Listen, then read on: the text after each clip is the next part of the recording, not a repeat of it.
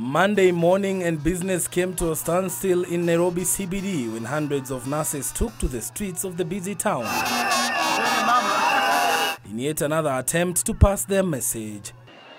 29 days down the line, we are in a country where the government of the day is not concerned, is not bothered, does not care about the plights of the citizens of Kenya. The nurses, led by their union officials, are blaming the intergovernmental agency of the Ministry of Health, SRC, and the Council of Governors of failing to honor their word and sign the proposed collective bargaining agreement, CBA. How long, how more do we expect the suffering of Kenyans to go just because of putting a signature on a negotiated, agreed and concluded CBA for the nurses? The nurses questioned why SRC had willingly signed a CBA with doctors, ending their 100-day strike.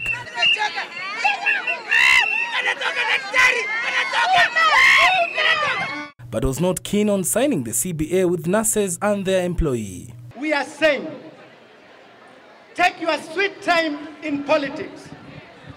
Take your sweet times in your palaces.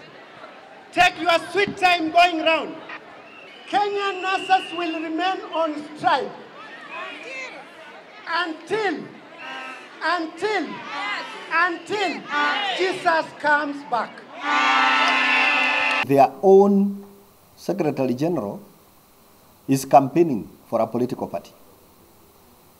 He is campaigning for candidature in the Senate, I think, and therefore it's serious hypocrisy to purport to take industrial action now and hope that it will be taken as pure industrial action. Nurses have been fighting for the implementation of the CBA agreement, which was signed 3 years ago. They want it to be registered by their employer at the Labor Relations Court to kickstart the implementation process. The government is not closed for innovations. We are not closing the government for innovations.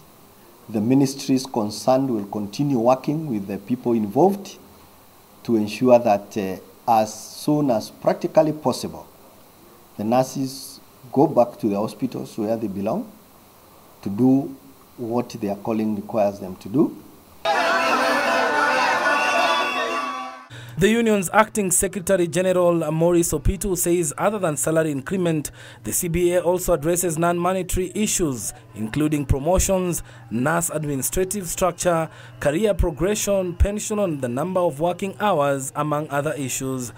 It is day 29 since nurses countrywide down their tools, and they are insisting they are not going back to work up to that time when the government will sign the CBA and register it in court.